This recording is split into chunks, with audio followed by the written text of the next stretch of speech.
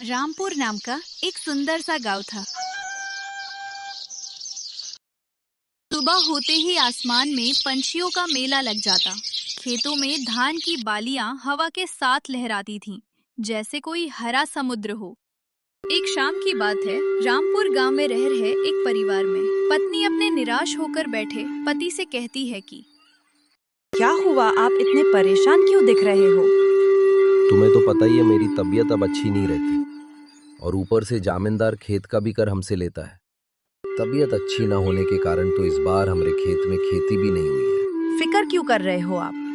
आपकी तबीयत ठीक नहीं है तो हमारा बेटा गोपाल है ना, वो आपकी जगह अब खेती करेगा। हाँ ठीक है, मैं आज ही गोपाल को ये सारी बात करके उसको खेत का सारा कम दे दूंगा। बाद में किसान अपने बेटे गोपाल को बुलाकर सारी बातें करता है और दूसरे दिन से ही उसको खेती करने का काम दे देता है। अगले दिन गोपाल उनके खेत में जाता है और अपना सूखा हुआ खेत देखकर सोचता है कि ये खेत तो पूरा सूख गया है।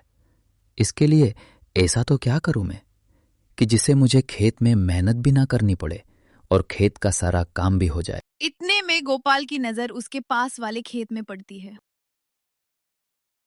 शेठ जी, आप आइए आइए। हाँ ठीक है।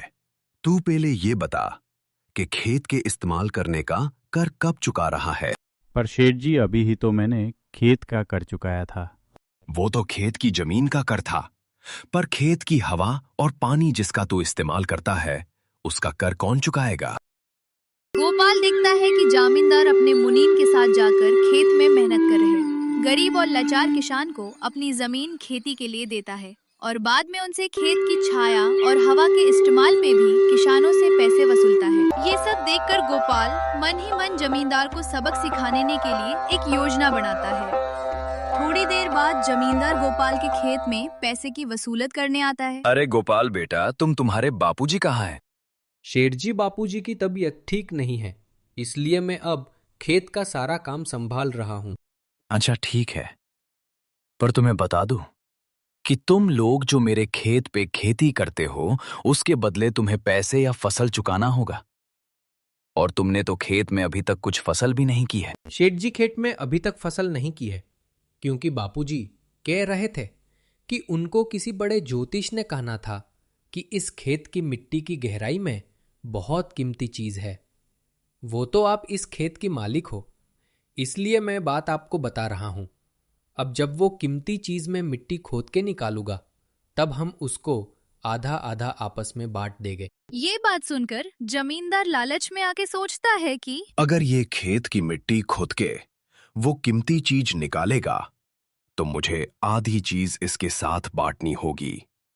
इससे तो बेहतर है कि मैं खुद ही अपने तरीके से मिट्टी में से कीमती चीज निकाल लूं। इस तरह जमींदार लालच में आकर रात में अपने मजदूर को लेकर खेत में आता है और सारा खेत खुदवाता है, पर खेत में से कुछ भी ना मिलने पर जमींदार दुखी होकर से चले जाता है।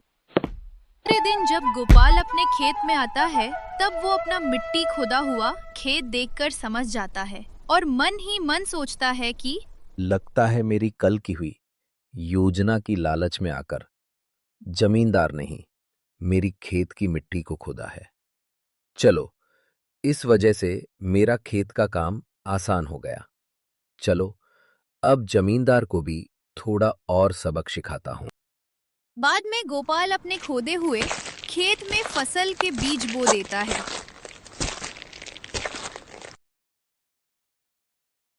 बीज बोने के बाद लगातार बारिश होने के कारण कुछ महीनों के बाद खेत में अच्छी फसल हो जाती है। कुछ महीनों बाद जब जमींदार फिर से आता है तब वो खेत की फसल देखकर सोचता है कि इस गोपाल के बच्चे ने तो अच्छी खासी फसल की है, तो अब उससे पैसे भी इतने वसूलूंगा। अरे शेठ जी, आप यहाँ क्या हुआ? कोई खास काम? हाँ, खास काम तो यह है कि आज मैं खेत का और खेत की हवा और पानी का कर वसूलने आया हूँ। तो अब तुम जाओ और जल्दी से मेरे वसूलात के पैसे देने के लिए लेकर आओ।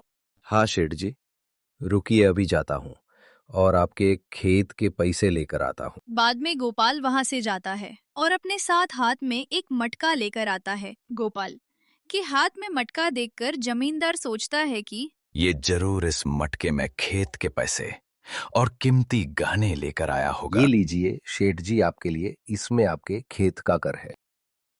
ये क्या मजाक है?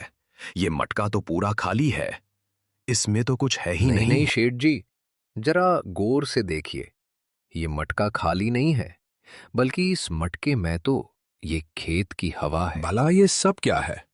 तुम ये बताओ, सीधे सीधे मेरे वसूलात के पैसे दे रहे हो वरना? अरे गुस्सा क्यों हो रहे हो शेठ जी, जब आप खेत की हवा का भी कर लेते हो, और उसी हवा के कारण जब मेरे बापूजी बीमार हो जाते हैं तो हम आपको उसी हवा को वसूलात में वापस देंगे ना। और अगर आपको इससे कोई आपत्ति है तो हम पंचायत में जा सकते हैं। जमींदार गोपाल की चतुराई समझ जाता है और वो गोपाल से कहता है कि नहीं नहीं, हो सके तो मुझे माफ कर देना। गोपाल बेटा ना जाने अब तक मैंने कितने गरीब किसानों के साथ पैसों के लिए बेईमानी की है, पर आज के तुम्हारे ये सबक ने मेरी लालच से भरी आंखें खोल दी। ऐसे ही गोपाल अपनी चतुराई से गरीब किसानों की मदद करता है और लालची जमींदार को सबक सिखाता है।